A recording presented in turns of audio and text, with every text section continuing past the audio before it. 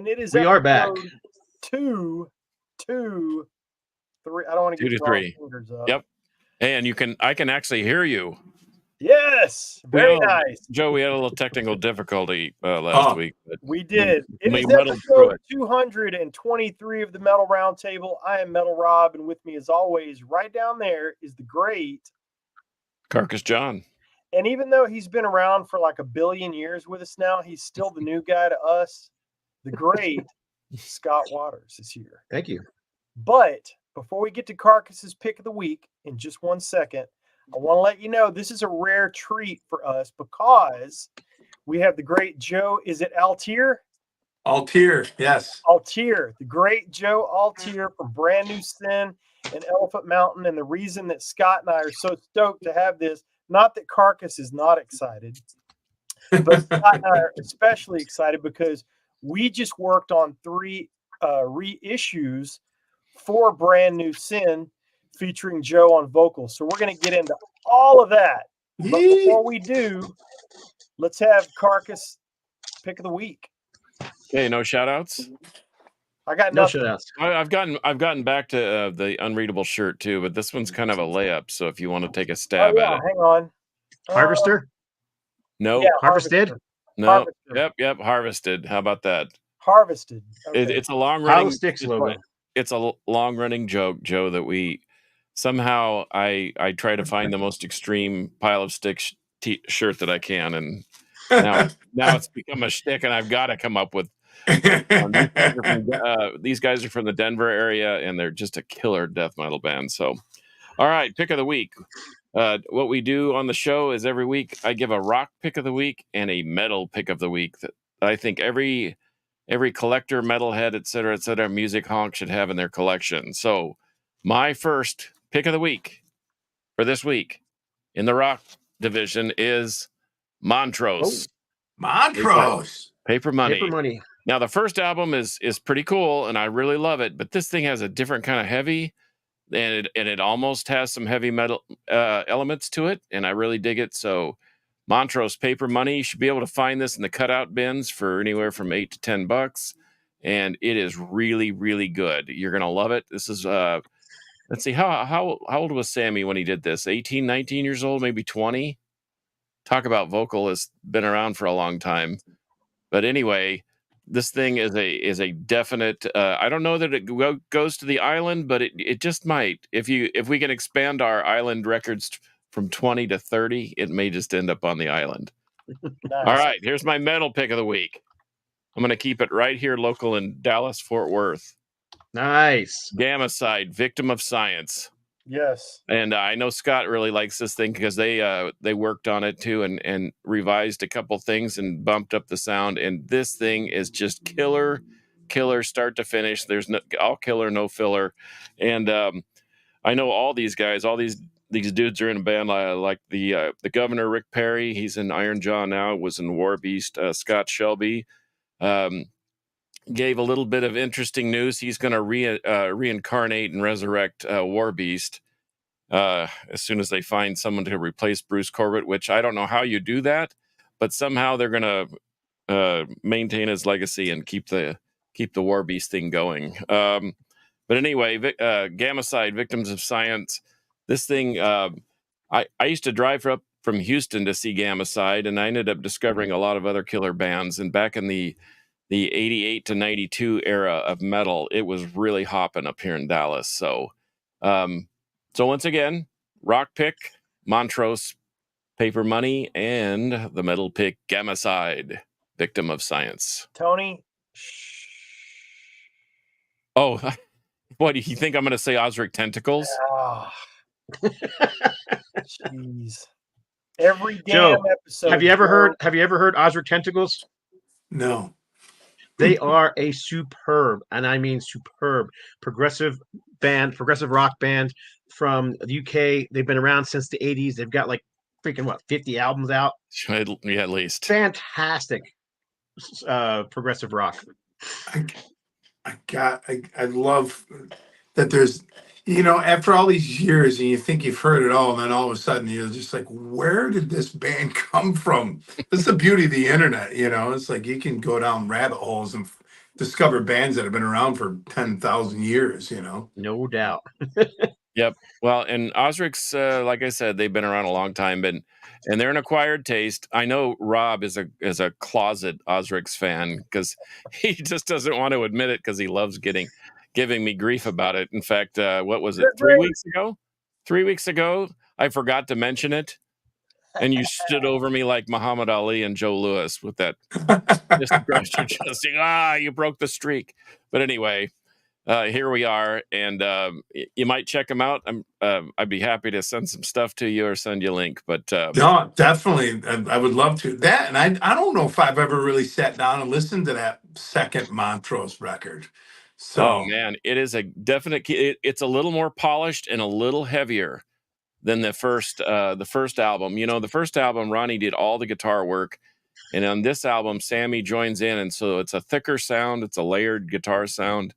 And probably my favorite track, let's see, The Dreamer, Starliner, I Got the Fire is... Oh, I Got the Fire's killer. That's heavy metal right there. So Paper Money is great. Anyway, killer record. You should really invest. Iron Maiden covered I Got the Fire. Yeah, they sure did. So there you have it. I mean, can Iron Maiden be wrong? And that was the... no. And they didn't change it at all. I mean, they made it sound like Iron Maiden, but it still sounds like, you know, the original song. So. And that was the Paul Di'Anno version, right? Was that Paul? It was Bruce Dickinson. Oh, it was Bruce? Okay. Yeah, well, either or. Iron Maiden covered a Montrose song, so... yeah, I didn't know. I learned another thing today. Yeah, well worth your 40-minute run through the early 70s rock and roll, so... Oh, yeah. Well, let's get into it. Go. Let's get into it. I'm down. Man, Joe, I have been dying to get to this episode, and I'm really thrilled to have worked on the albums. So kind of take us through, if you don't mind. I would really like to know pretty much everything because we're literally getting to know you on the show. Yeah. And I never get to talk to people that I work on their stuff. Scott does sometimes, but I'm kind of interested in how you found out about the reissues, what you thought about it, not necessarily our work, but from a musician standpoint and a music business standpoint, kind of walk us through that. Because some guys are not real stoked when they see their stuff come out. But man, you embraced it with open arms. Well, because it's funny, because I had a conversation with our old A&R guy from Century Media, and him and I have stayed real close. There's a lot of people from that label that I'm still very dear friends with. And my friend Steve Joe, who is over at Prosthetic, and he's been at Prosthetic Records for years and years and years. And him and I reached out to him because him and I were talking about something separate. I'm like, man, I go, because right before Century Media got sold to Sony, I was trying to make a play to go buy the masters myself, like get some funding and just buy the masters. I'm like, I just want to buy the masters so I can have control of it. I mean, we never really made them a whole hell of a lot of money. Might be able to get it. But then everything went silent. It's because Century Media was getting sold to Sony. So then once I got to Sony, I'm like, I'm never going to get a hold of anyone. I'm like, whatever. I mean, probably for the best. So him and I got talking a few months ago, and I'm like, man, I would really love to see if Century Media ever has any plans of reissuing our albums. And he's like, well, you know, dude, let me just put you in contact with Mike Gitter. And Mike Gitter, who runs Century Media now. And I met Mike Gitter years and years and years ago when he was at Roadrunner, and he was actually interested in Brand New Sin before I joined, when they were another band by another name. So he's like, well, you know, I'll make the introduction. I'm like, all right, well, you know, give me a few weeks. And then a few weeks went by, and then I was about to get on it. And then one day, one of my buddies sends me a link. He's like, bro, he goes, is this real? I'm like, what real? And he sends me the link to the reissues of the record, or at least the self-titled, and no, not the subtitle, it was Recipe and Tequila. And he goes, is this real? I'm like, I don't know. And I click on it. I'm like, man, it looks real to me. So you didn't know anything about it? I'm like, no. I'm like, I mean, we're unrecouped to the label, and I'm sure if I went through our old record contract, they have absolutely every right to, be able to do something like this and license it out, because that was going to be the other option for me at some point. It was like, well, I'll just buy a licensing fee and, print up our own vinyl. And Steve Joe is going to kind of help with that. But then all of a sudden I see this happen. I'm like, hell yeah. Like, now I don't have to make the investment myself and do all the legwork. Here we go, and I didn't even reach out. I just like, well, fuck it. I'm just going to order some copies myself. I don't even know where this is coming from, but whatever. I'm going to fucking order them. And that's when I was like, this is awesome. And then you reached out, and it was like, oh, okay. And then it went from there. But I was like, I'm a vinyl freak as it is, and I've gotten really into vinyl, and it's like, but I've always wanted myself on vinyl, So now it was kind of a dream come true. It was like, all right. And then I heard the remasters of what you sent, even before I got the record. I'm like, I'm really stoked. And when I finally got them, it's like, man, let's just look, because you see some reissues done with some bands, and it's really hastily thrown together, and it's just kind of like, we're just reissuing it to say that it's on vinyl or whatever. But this was like, it was done with thought, with care. And when I showed the rest of the guys in the band, it was like, man, I don't think we could have been happier, for it. So I think that's the quickest story. But like I said, it was something that was on my mind prior to this happening, and it all kind of happened within a month or two of me having that conversation with Steve. Well, I Wow. think it's interesting what you say about the licensing, because Scott and I work as a team for several different labels. And we just happened to know each other from years and years ago. So we see all sides of it, including bands that are pissed off, and they go to their fan base and they're like, don't support this, don't do this, don't do that. And it irritates us, because the thing that a lot of people don't understand about the music business is, which you understand, Yeah. you signed that away. The label Yes. can do what they want. So kind of take people just through the basics, because we always get messages saying, oh, that was fascinating, tell us more. So tell us your perspective of the contract and how all that works. Well, I mean, we had no negotiating power, really. I mean, by the time we got the Century Media, that first record, the self-titled, came out on a small label out of New Jersey originally called Now or Never Records. And by the time we got the Century Media, it was a long break in between that first record and second record, because at that time we got signed to another label. Like, our first label went under, they sold off all the bands to Century Media, and at the last minute, our label pulled us over to the Sony-owned label that was an imprint and was basically the stepping stone for us to be on a major label. But dealing with a major label and them really trying to, dude, it was that was a shit show. It was like a year and a half of us on hold, like demoing and like going nowhere. So by the time we got the Century Media, we did have a little bit of negotiating power with them, because they definitely wanted us over there in the first place.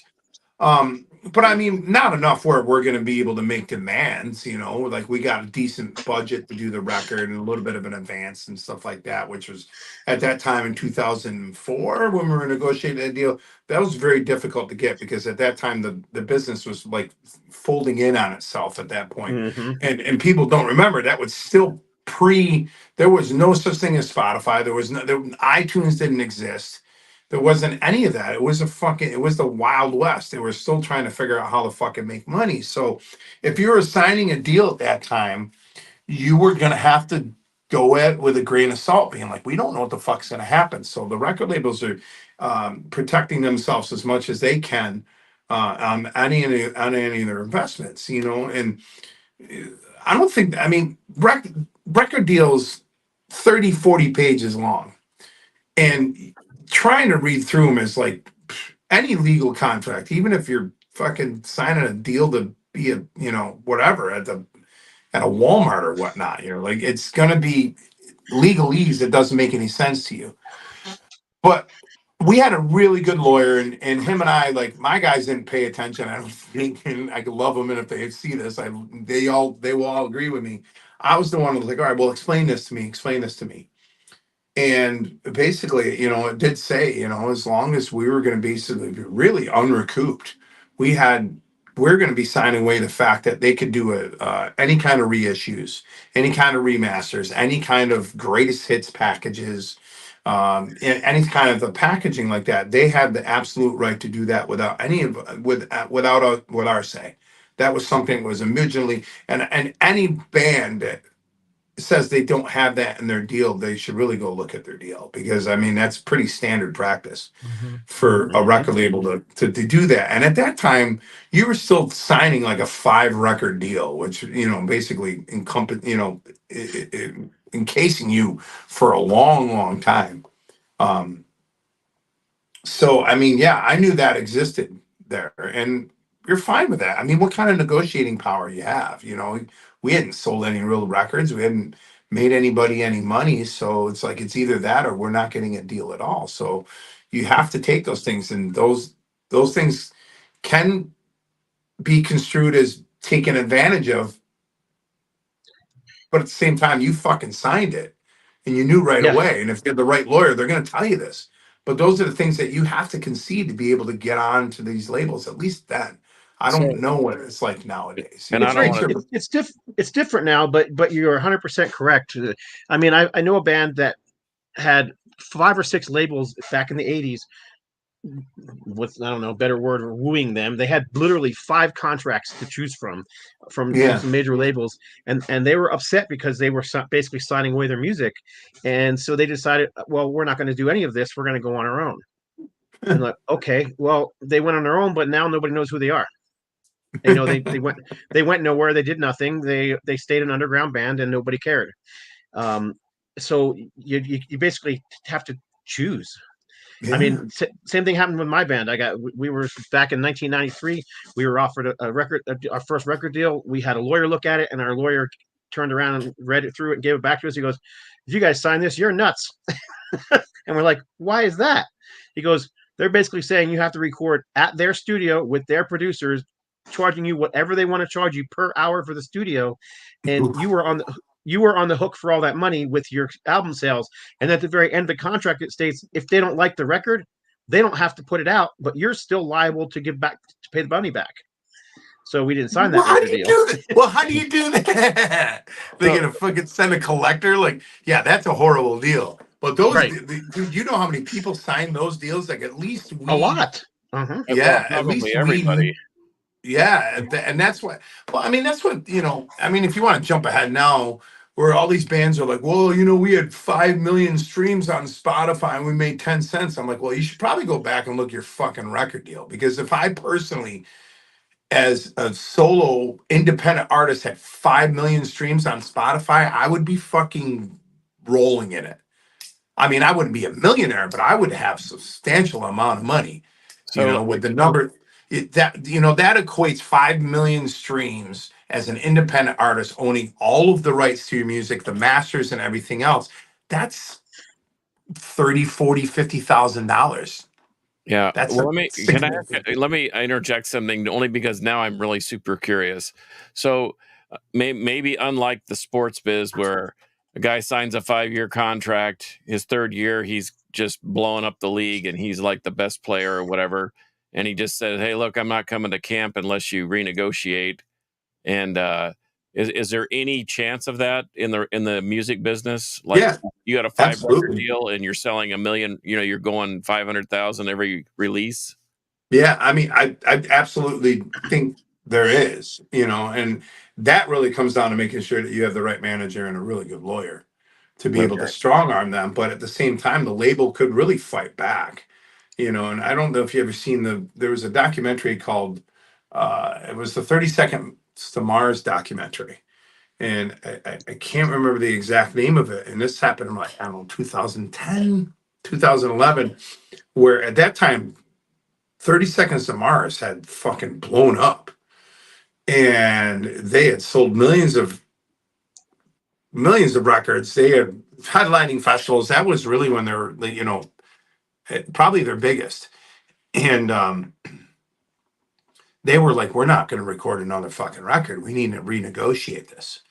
and you guys are in breach of contract. And I mean, they have at that time their manager is Irving Azoff. So it's like, dude, you got the guy, the greatest Right. manager in the history of music to go after it. So they sued, I think it was EMI, sued them for 30 million, and then EMI turned around and sued them for $30 million. And EMI was not going to fucking concede. They did not give a shit, and they were not going to renegotiate. So yeah, I mean, there is a possibility to renegotiate, and I think there's a lot of labels. I think the smaller labels like Century Media and some of those ones are absolutely more open to that than some of the larger labels, because at the larger labels, man, there's just bean counters. They don't fucking know what band is which. They're looking at numbers. Yeah. Well, I just can't imagine a band like Cannibal Corpse, for example, just crank out consistently great records, and I know they sell hundreds of thousands, if not a million, whatever. And I'm sure that they're not on a similar deal that they were when they first started in the Chris Barnes era. No. So They've definitely done that well in a lot of those bands. I remember having a conversation with the guys from Malevolent Creation. We were on tour at Typo Negative, and we were in Tampa or St. Pete, and they all came out and they were hanging out on our bus, and and they were talking about at that time, even Malevolent. They're like, yeah, we only get a very small budget, but we recoup on like everything we do, and the label makes money, we make money. And we have just very minimal deals, but some of those metal labels, the people that are funding those metal labels don't have, bankrolls. yeah, So, it's more of almost a partnership, and which is a lot of labels nowadays, That's it's exactly what it partnerships. is. And that's really where it's gone, because I mean, you don't need a label. You do need someone with some money, let's be honest. Unless somebody in the band is independently wealthy or has some money to throw around, you do need someone with some cash flow to be able to make some things happen. Yeah, and if you want your records in the actual stores too, you kind of have to have a label behind you to get to that too. But if you just want to sell Yeah. direct. But another thing that I noticed that, like in the very first contract that we were offered, the lawyer also told us, he goes, they own your music forever. They own the rights, they own the publishing rights. So when we finally got around to other labels offering us, we made sure that okay, you own the publishing, but it's only for this long. So Yeah, we never you let got it a go over 10 sunset years. clause. Yeah, Yeah. you have a sunset clause. I'm honestly not sure if we have one of those or not. They may own it for the rest of our lives. And some of the guys in my band are like, well, what do we got to do to be able to get the masters? I'm like, man, at the end of the day, how much money are we going to spend to buy the masters? And then we're going to have to rip everything down from the internet, re-upload it. The amount of time, and we're all in our 50s or early 50s at this point. It's like, how much money are we really going to fucking spend, and how much money if it's going to come back? I'd rather just be like, whatever, man. We've done some really cool shit, and we can monetize other stuff going forward. Right. Don't look at that, especially for a band of our stature, because I mean, I'd be lucky to think if we sound scanned 30,000, and on any record. I don't know. I haven't looked SoundScan in forever, but I mean, we have, it's like, come on. We have 40,000 monthly listeners on Spotify, and probably more than half of those are because of the WWE song that we did, which is owned by the WWE. So it's like, okay. Yeah. We actually tried really hard to get that song, to put it on. We were going to put it on. Oh, really? With, we tried. We were going to put it on with Tequila, but no, we couldn't get it. What did you just hit a roadblock, or was this going to be too much money? I'm curious now. It was well, roadblock and money. Yeah, it was just a lot of. It just wasn't feasible for one song. I mean, but the popular song. I mean, it's definitely your most popular song. Oh, absolutely. It's absolutely our most popular song by far. But yeah, I get it where, yeah, you're going to go through some, especially I'm guessing at least in the time frame when you were starting to do this, there was a lot. The WWE is changing. It changed hands, and Vince McMahon's no Yep. longer there, and there's new companies. So it's like the last thing they're like, what? Yeah, whatever. That's not something. I think it was 5, 10 years ago, and we were, having that conversation, but different because the people that were involved with the music over at WWE were some of the coolest people I have ever dealt with, and probably one of the most professionally run organizations I had ever seen in my fucking life. It was One of the labels that we insanely. work. I'm sorry. Go ahead. Go ahead. No, I was gonna say one of not. the labels that we work for is actually released a wrestling record and is looking into releasing more, working with the WWE. So there's a good chance that we may be working on that in the future. So Yeah. they from what I heard, they're really cool people. But hey, before we get too deep into your catalog stuff like that, I did want to show something real quick because you were talking about at the beginning about stuff. Well, I figured Montrose was a good one to pull since we were talking about Montrose. But this is the original pressing of the first Montrose album, which is fantastic and looks nice. This is the reissue, which someone slapped together and it looks like crap. Yeah. Look at the Yeah. difference. And it's not just the color. I mean, the color is one thing. You can't control a printing press, but this thing has moire patterns in it. It's just slapped together Like and blew up horrible. the CD cover and said, "Here, let's just make this the album cover." What's the difference? Yeah, and you can blow up a CD cover and make it look fantastic if you know what you're doing. Right. If you're just throwing it together and just using some crappy scanner and blowing it up, yeah, you're gonna get. I mean, because this was blown up from a CD. This was blown up from a CD cover. You can't tell. And it's really great. And I'll say an unfortunate part of this whole thing is the guy that did not the cover to self-title. The self-title, that cover that was reissued there was a different cover to the original one, and that was the reissue one, which Century Media threw together. We were cool with it. We really didn't have much say in that one, but Recipe and Tequila, the album covers were designed by this guy named Billy White Jr. And Billy White Jr. is the one. You may not know the name, but you know his album cover. He did Guns N' Roses' "Appetite for Destruction." He's the guy that did the skull and the skulls on the cross. That eventually became the album cover. It wasn't the original album cover, as we all know, but he became real good friends with us because we had a couple of our photographer on those records was Robert John, who was Guns N' Roses photographer, and then we got roped into all these Guns N' Roses guys. And it's unfortunate that Billy passed away like 6 months ago. And I would have, I wish he was around to see these come to vinyl. It would have been really been amazing because he was such an amazing artist, and to see his artwork be on vinyl, because I think some of that stuff was lost on small CD covers, whereas the amount of time that this guy spent drawing and designing and everything else, and now to see that on there, it's like, I talked to his family and all the other people that are still involved with Billy, and I was like, man, that's really, I wish he was here to see that, man. He would have been incredibly proud of how that came out, man. I like the way the back cover came out on it too. With that was Robert's photo. Robert John's photo, and Robert, like if you look up him and what he's done with Guns N' Roses, all these other bands, he did that, and then Billy did the Wanted poster. So I did the Wanted poster. Oh, you did? Yeah. Why did I think that was around before? That's that's a Mandela effect shit going on right there. Yeah, I made that. But I also thought that picture of you, man, you look like you're gonna beat the crap out of somebody, man. Look at your arms. I know, dude. I was much bigger, man. Than we drank a lot of beer. We drank a lot of beer. Like, dude, we were even told by the people that worked for Guns N' Roses. They're like, "You guys drink a lot." We're like, "What are you talking about? You worked with Guns N' Roses." They're like, "They didn't drink as much as you guys." I'm like, "Get out of here." They're like, "They did. They had all their shit." And the lore is pretty crazy, but he goes, "They couldn't. You would have outdrank them." I'm like, "What?" And that's when we realized. And then we started touring with some other bands, and some of these other bands were like, the only other band we've ever seen drink like you is Pantera. We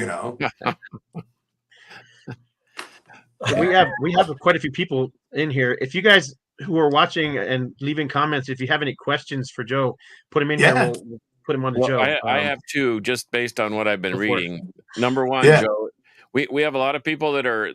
I mean, we talk about all kinds of music. Obviously, Osric Tentacles to Osarium to Pantera to Pestilence. So, if someone's just joining us and they don't know what Brand New Sin sounds like, can you describe it in a couple of sentences? And then, Yeah. is there going to? We've talked about old releases. Is there anything in the pipeline for something new? All right. Well, Brand New Sin, it's a Southern, there's a lot of Southern influences, obviously, just because of my vocal. But it's basically like heavy metal's Leonard Skinner, or let's take, and everyone will always, if you're going to go to a heavier side of Southern rock, you always go towards Molly Hatchet, because Molly Hatchet had that just really Yep. that punch. And I think that was probably the biggest description we got when we toured with Saliva and we first met Josie, singer from Saliva. He's like, dude, you guys sound like Molly Hatchet on steroids, And I really think that's, if you guys are into that, it's more of the heavier side of Southern rock, I've always said it was Molly Hatchet meets Black Label Society. Yeah. Yeah. And a little bit of down, a little bit of, the New Orleans metal. As for new stuff, yeah, we right before COVID, we did our first reunion show in 2019. That was the first time that we had all got back together. And like right before COVID, we were already like starting to write and kind of getting some momentum going with the guys in the band. And then COVID hit and everything kind of just went, like, all right, we kind of just all had to, get through our shit. And me, I play 300 gigs a year, and all of a sudden I had no gigs. And one day I woke up, I'm like, well, I don't know how I'm going to make money for right now. So everything got kind of put on hold. But then 2022, we were originally going to do a show in 2022. But then I got offered to go on the road as a solo artist, opening for some YouTubers, a band called Halocene. And so I was like, well, I'm going to be gone for, 3 months at a couple of different legs. So I'm like, we got to put that on hold again. I'm sorry, guys, and everyone knows I'm like, this is my living. So whatever comes in my world, I has to take precedence. So then when we did the reunion show this past December, we really kind of sat down, and I think all of us have gotten older. Our egos have like, our testosterone is lowered a little bit, like Ego is we don't deflated a little bit. yeah, it's like Yeah. I think we just have grown up, and I think we really look back on our band with a lot of pride, and we're like, you know what, why not make some new music? So and I think now, before it was like all of us have to have our hands in the writing process and everything else, but we really realized that, everyone has to have a certain role. And me, I'm like the spokesperson, quote unquote manager, the guy that kind of brings everything together. And then Chris, our one guitar player, he's really like the musical director and the musical force behind the band. The one is really writing a lot, the guy that really came up with a lot of riffs over the years, and the one is probably the most active and like, let's write some new shit. So we have plans to start getting together twice to 3 times a month at Chris's space, and he's already got a handful of songs, already laid out. I'd have to put my twinge on it, write he's got some lyrics written, but I'd have to put some melodies. So the plan is to absolutely do some new music. As to what capacity it would be, whether it was like everyone, all right, what are we gonna do? We're gonna put out singles, or are we gonna put out an EP? Are we gonna try to do a full length? I think a full length is kind of too much for all of us to try to pull off. One, financially, two, time wise, probably more than finances, anything else. So it's like, man, why don't we just record, put out a few songs, get 3 or 4 songs put out, and then maybe put out an EP, maybe put, in the digital age, we don't have to worry about pressing too much right now. You can kind of get a length, kind of a taste of it, but we absolutely want to do new music. I don't think there's no doubt about it. What it's going to sound like, I don't know. It's been a long time since we wrote together. How long has it been since you've actually been in the studio to record something? Whoa, 2006. That's with just this Brand New Sin though. You've done stuff Oh on yeah, your own. me, yeah. Yeah. I'm in here. I'm probably record tonight, something, doing something. But as a band, it's been 18 years. Yeah. So it's like it's gonna sound. I mean, it's gonna sound like us, but I don't like it when bands or when fans get pissed off that a band's like, "Whoa, man, they don't sound like they did." It's like, well, how we gonna sound like we did 18 years ago? Right. Life has changed. I tell someone, I'm like, are you with your, were you remember that girl you were with 18 years ago? Yeah. Are you still with her? No. How about the job you worked at 18 years ago? Well, no, I'm not at that job. You live in the same place? No. I'm like, yeah, a lot has changed. Well, Right. I really liked you back at that house and that relationship and that job that you worked at. Why don't you go back to that? I'm like, no, I'm not gonna. I can't. It's impossible. So I don't know what it's gonna sound like. I mean, I think it's. I mean, knowing what the demos have sound like and yeah, it's gonna sound like us. But I think it's gonna. I don't know. I can't say it's gonna be heavier. I hate it when bands say that. This could be the heaviest shit we ever put Heaviest out. thing we've ever done. I've been hearing that about Metallica since Saint Anger. So don't bring that. That's a red flag for me. Yeah. God, We've any got band a, that says anything what their music sounds like to fans, like don't tell them what it sounds like. Just put it the fuck out and shut up. Let them figure it out. right. Yeah. You know. Agreed. So we've got a Somebody- couple of questions up on the screen. Sure. First, this one. How did you choose House of the Rising Sun to cover? Great job, by the way. That's from Grego. Well, that record, Tequila, I'll jump back real quick and then we'll get to House of the Rising Sun. The reason why that record is called Tequila is that we went into the writing process of that record and we said we were getting together 4 or 5 nights a week at that point. We were full timers. So it's like every night, 6:00, meet at the band room. But we said every night, some person had to bring a bottle of tequila. So we started each writing session by drinking half the bottle of tequila and then getting into the beers. So we wanted to see what happened when we were just completely under the influence of tequila. So that entire record was, it sounds a little bit different than the other ones because we were just fucked up on tequila. You weren't hitting each other with pool cues or anything like that, were you? Or maybe you were. I don't know. That's usually what happens when. Well, on the drink tour tequila. prior to that, our tour manager and sound guy, we were playing. I'm going to digress real quick now because you brought up a funny story. We're in Grand Rapids, Michigan, playing at a club with a band called Scum of the Earth, which is Riggs from Rob Zombie. He's back with Rob Zombie, the guitar player for Rob Zombie. He had a band after he left Rob Zombie, and it sounded a lot like Rob Zombie. But we're on tour with them at this little club, and our guitar players were all. 2 of our guitar players were just smashed, and they lost the pool game. And one guitar player smashes the pool cue and goes like this and throws it. And our tour manager, sound guy, it impaled his leg, like it went through the front part of his skin. Like literally, there's a part, like I'm trying to explain it, but somehow the shard of pool stick went right through his fucking leg, where they had to take it out, and there was like 20 splinters that they'd take out and like 10 stitches. Oh, So yeah, pool cue thing didn't happen. Yeah. That's like a Spinal Tap story right there, man. Oh, Yeah. I'm like, what happened? I wasn't there for it. I come walking in from the dressing room. I'm like, what the fuck? How did this happen? But anyway, so yeah, we were drinking heavily, a lot of amounts of tequila at that time. And we just wanted to see what happened. I think we were just so frustrated at the business. We're like, fuck it. We're going to do whatever we want. And I think during the writing sessions, just one night, we were just, I don't know, it was a lull or, we just started jamming House of the Rising Sun. Like, dun, dun, dun, and we just kept playing it. And we're like, man, this would be really cool. It fits the vibe of this album. That was right after Katrina had happened and leveled, New Orleans. And we were in New Orleans 2 days before that happened. We were on tour. We showed up in New Orleans and the club owner just gave us our full guarantees to get the fuck out of here. Because we don't know what's going on. Just where's your next date? We're like, Houston. He's like, go. Don't stay here. We got to board it up. We don't know what's going to happen. So part of it was like, man, we kind of like, it was a tribute to everyone what happened down in New Orleans. And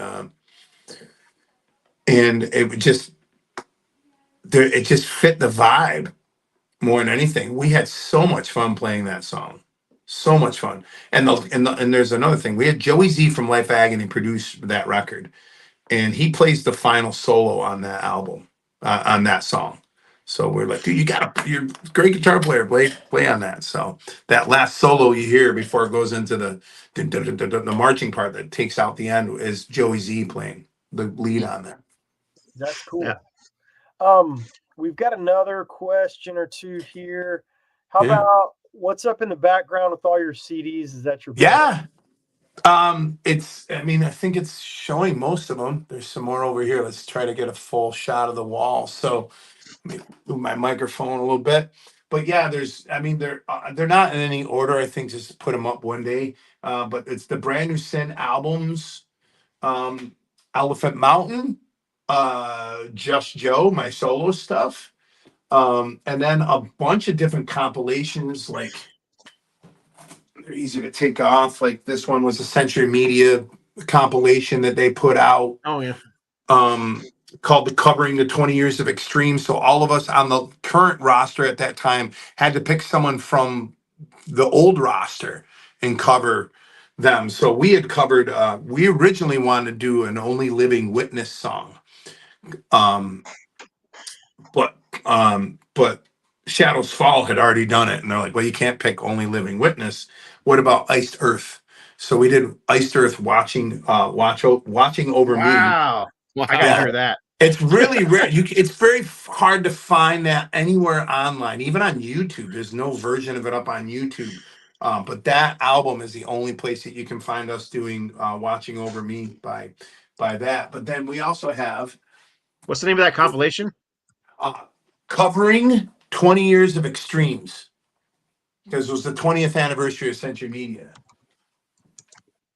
And then we also have the Reckless Intent CD from the WWE. So it's a lot of it. That's basically it's my whole career of all the albums that I put out. Not even all the singles, because I've released probably 40 or 50 singles as a solo artist that I don't have on CD. And then there's something cool. Scott's got Just it, of course. Of course he does. You got it? Probably got Hell a yeah. 7-inch Scott's too. got everything, And- dude. And then there's two of these. I don't remember where the other one is, Well, but the Jaeger Jaeger, music things? Jaeger music, because we were a Jaeger band. They used to put out compilations all the Yeah, time. you guys of have all that their- giant poster you're on, the Jägermeyer poster. Yeah. They were really, really good to us. The people at Jaeger were incredibly fucking good to us. They used to when we go out on tour, send us cases of Jaeger, a check for like a couple $1,000 to help with our, gas expenses. They give us tour support. And dude, they were so good to all the bands. Anybody that was a Jaeger band in the early to mid 2000s, they did us solid. I mean, dude, they give us so many dates. Which one's that? This is the Tequila Oh, record, yeah. but if you look on the inside, behind the lyrics, Oh, it's yeah. very blurred. That's the Jaeger poster. That's the Jaeger poster. It is. Yep. So, but yeah, that's my wall. That's my career basically. I mean, there's still some compilations I'm still trying to track down on eBay and stuff like that were like issued in Europe or stuff like that. But I'm trying to find them all. And then up at the top is like awards that I've won here in Syracuse for best male vocalist and shit like that. So That's cool. Well, you just answered Oh. Gary's question. So you're up Well, in Syracuse? I'm a big old brand new Syracuse, New Sin. York. Sorry, I was gonna say I'm a big old Brand New Sin fanboy, and I have been for a long time. Matter of fact, I have an old website I did back in the '90s. It's still up there, called No Life to Metal, and Brand New Sin's got a page on there, and I have all the records on there, and I did reviews, but it's still there. What is it called? NoLifeToMetal.com. No Life. Good luck. NOLIFETIL metal.com. But that's so I've known about you guys for years. So when There it is. Rob, myself, and the owner of the label that put these out, he was looking, what do you guys think we should put out? I was like, you got to put out Brand New Sin. No, I appreciate that because I didn't think that would ever happen because I didn't know. Well, I didn't know. I didn't know if I was going to be able to get through to Mike and if that was even on the thing because I know Century Media has reissued quite a bit over the years, but they really did. They've only done it with their bigger bands. I think Yeah. Shadow Song, God Forbid, and stuff like that. But when I went down the deep, when I went up onto the website to order. And then I realized that there was a lot of Century Media getting like reissued through the label. So I was like, oh, this is cool. There's a lot of us that were, very stoked. And they're just, and there's that's the one thing about metal fans that are so different than any other fan base in the world is that like they still buy physical product. Yes, they do. It's the only fucking genre that I think collectively buys physical products still. Yeah. Exactly. But it's apparent looking at the three of you behind you, so and they're the only ones that are still, on consistently. If Cannibal Corpse, say that again, puts out an album, they're absolutely gonna shift, 3, 4, 5,000 actual units a week. CDs. Like who the like that's unheard of, Yeah. Yeah. So I mean, tell us there's no doubt about it. Tell us about Brand New Sin. Never mind. You've been doing that. Sorry. Yeah. Tell us about Elephant Mountain because I, for one, am not familiar. So just tell the audience about that. Well, Elephant Mountain came about after I had left Brand New Sin in early 2007. I just kind of spent a year trying to figure out what the hell I was gonna do. I was starting to play solo. I was booking our club here in town called the Lost Horizon. I was working as a stagehand because my friend is the promoter in town, so I was still in the business. And it was before I got extremely busy doing my Just Joe stuff. So Elephant Mountain came about because the first Brand New Sin record had 3 guitar players. The other 2 only had 2 guitar players because we had kicked Slider out of the band after the first album. And Slider and I didn't talk for a number of years. And then him and I became friends again shortly after I left Brand New Sin, or right before I left Brand New Sin. And we reconnected. And him and I were extremely close. And it was that year after I left, we had another mutual friend see like, why don't you guys get together in a room and start writing again? Why don't you do a record? Why don't you put a band together? So we put a band together, and it was really mine and Slider's brainchild, and it was going to be Slider's music and my vocals. And we got a bunch of guys that were just like, hey, we're not trying to write, we just want to be a part of the band. So Elephant Mountain is more rock than it is metal. So it's like it leans toward. It does sound like a little bit like Brand New Sin because of my vocals and some of Slider's riffs, but it really is more like in the realm of like Government Mule or Black Country Communion. Oh yeah. Uh-huh. And that vein, it was a very, very more rock oriented, hard rock oriented. There wasn't any metal. I wouldn't say metal anywhere and on it. Some tinges of it, but the other thing that we brought into the fold is we have a guy in town who plays the B3, the Hammond B3, and he played in a band called Bloodline years ago that featured like the son. It's had Joe Bonamassa, and the sons of Barry Oakley from the Allman Brothers, and the 2 guys and their dads were in the Allman Brothers, and they had a band together and called Bloodline, and they put out 1 record, and it was really good. So Lou had the John Lord style of B3 playing. And we had used them. If you listen to Missing You and My World's got a B3 organ in it. And that was where Lou came in. And we're like, man, why don't we bring Lou in to record a few songs with Elephant Mountain? He came up to practice and we're like, dude, why don't you just play on everything? So the first Elephant Mountain record, he was inserted kind of after the album was written, whereas the second Brand New or Elephant Mountain record, Birth of Conspiracy, we did everything writing with him more involved, so it's a little more cohesive. I think we had a lot of fun with that band, but it was like we didn't expect to get signed. We just did it because I think Slider and I just wanted to play in a band again. But I don't think that band. I would love to do that band again, but one guy lives out of state. The drummer lives out of state, and one of the other guitar players and us aren't talking anymore over some bullshit. So it's like, eh. But I'm really stoked. Those are some of my favorite records I've ever done. And Was tell those us, two albums. we've got a couple minutes left. Tell us about the Just Joe thing, because if you guys don't know, this guy can sing the fucking phone book, man.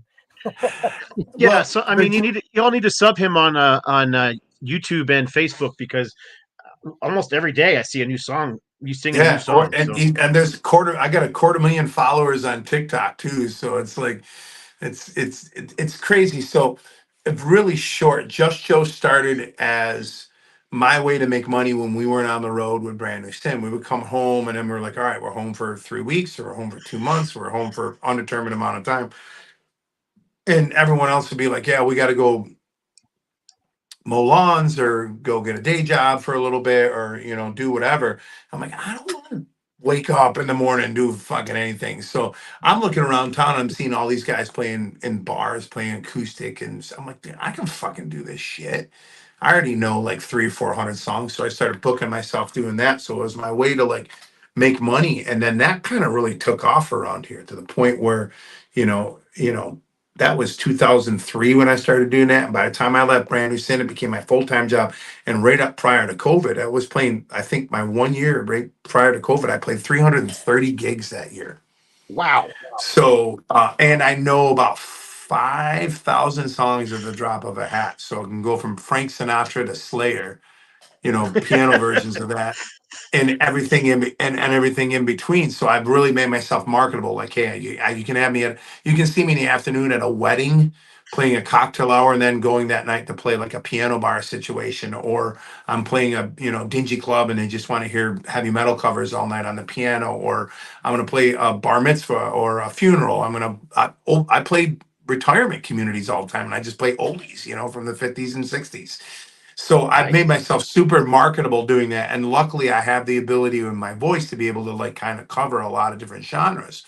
But what really took off in the past few years during COVID is like I started posting more shit up online, and then taking like, I think my first video that really took off, other than me going, hey, I'm the voice of the Big Show, and singing it, and everyone's like, holy shit, I thought the Big Show sang his own song, or the WWE people went crazy. But I did Brown Eyed Girl by Van Morrison, but I put in a minor key and slowed it down, made it all dark, and that like went viral.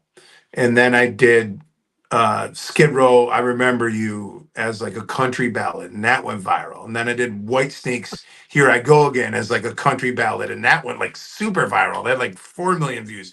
And then I was off to the races, trying to come up with different things. And then it took another turn when I did Break Stuff by Limp Bizkit as a ballad, and Fred Durst shared it. And it like, next thing I know, Revolver, Metal Hammer, fucking Loudwire, Rock Feed, like all the publications picked up that I was doing these metal covers. And they even put like the top 10 metal ballads of all time on, it was Revolver or Rock Feed, one of the two. And I was the only independent, non-signed, unknown artist put on that list. And then all of a sudden it was off to the races with TikTok and everything else to like, what is he going to reimagine next? And then the pressure was on. So it's like, what am I going to do? So now it's like, it's a challenge for me to always like, what am I going to do next? I've yet to do, like, everyone's like, when you can do a Cannibal Corpse song or something in that realm. I haven't gone there yet, but it's going to happen soon. Have you done So, Dream I On? can only imagine you doing Cannibal Corpse.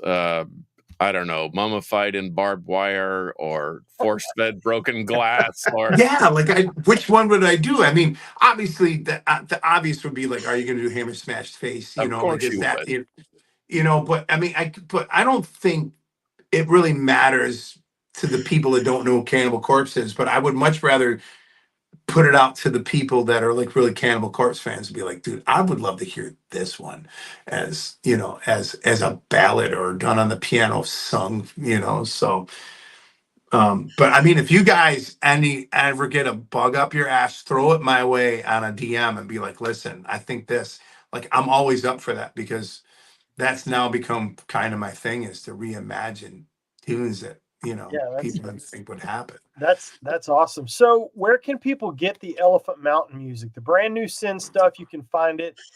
Just Joe, very easy to find on the internet. JustJoe.com. Elephant Mountain just on any of the streaming services, because I don't even think I have any CDs anymore. I think I have a handful of CDs, but I don't really put them up for sale. I think I just have them when someone's laying around. I mean, if you guys, I got copies of the first one. I don't think I have any copies of the second one. I'd send it to you so you can put it in your collections behind you. But you can find the Elephant Mountain up on all the streaming services, so you guys can check that out. I'm really again, those are. I mean, I love my Brand New Sin, but Elephant Mountain is some of the most favorite music I've ever done. So Headless Cross, that's a great record. The Headless Cross Black Sabbath album. Didn't they just reissue that? They did. Box set. Yeah, box set's coming. I don't know. I think it's coming out soon, but yeah. Oh, that's what it is, because I heard Headless Cross remastered and remixed. I was like, this is awesome. Like, that would be a good one. I'm actually going to make a note of that. It would be awesome.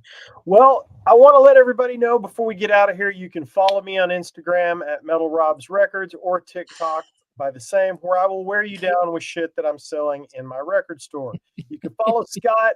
Just Google No Life Till Metal. I got it right there. Scott's got 1 billion followers on YouTube. The Carcass, you can follow him. Talented artist if you need a logo. Hang on. Yeah. Well, Joe, that by the way, that website is old. It's from 1999, but I keep it there because it still gets 30,000 hits a day. Are you fucking kidding me? It's stupid, but I haven't updated it in 10 years. Don't leave it like this. I like it like this. Yeah. Find Carcass on Instagram at Carcass John Art, and just Google us. We're very easy to find. Please subscribe, but for sure go check out Joe and all the cool shit that he's got going on. Dude, I would love to come back anytime and talk metal. We don't have to talk about my shit. We can just talk about music in general. I have very few people that I can have these conversations with. I think that people would be interested. Going to be, we say this all the time, and not a lot of guys take advantage of it. But if you want to come on here and talk about Blue Oyster Cult, just drop us a message. If you want to come on here and talk about a string of ballads you just did, it's all good. Please, you have the floor anytime. Yeah, I would love it, dude. Yeah, I love this. You have in your collection too. I mean, you say you're an avid collector of vinyl. Yeah, I got it. It's in my other room. These are the CDs. I have 2 rooms full of vinyl, and soon to have. If left. you were ever in the Dallas-Fort Worth area, you need to hook up with John and see his house, which is a heavy metal museum. I wish I knew you. I was there in the summer of 2002. We had played. That was the opening of our second leg of the tour that I did with Halocene, and it was in July, and it was 117 degrees. Of course, it is. Melted. But we played down in Deep Ellum, but at a club that didn't even have any air conditioning. It was across the street from trees. Somebody was playing at trees across the street. We're playing at the club. Was it 3 Links? What's the name? 3 Links? Yeah, no. 3 Links. The Angry Dog? Oh, God. Oh, well. Doesn't matter. Most of those clubs, those buildings are old. Deep Ellum. God, they had an air conditioner. Was that one? It was just a big tube and a machine. It was once you got enough people. Yeah. Yeah, but it was awesome. But yeah, man, thank you guys, man. I appreciate you having me on anytime, man. Oh, dude, it was great. Well, you guys know how we do it for episode 200. Now, we got to tell Joe, though. Yeah, we got to tell him. What?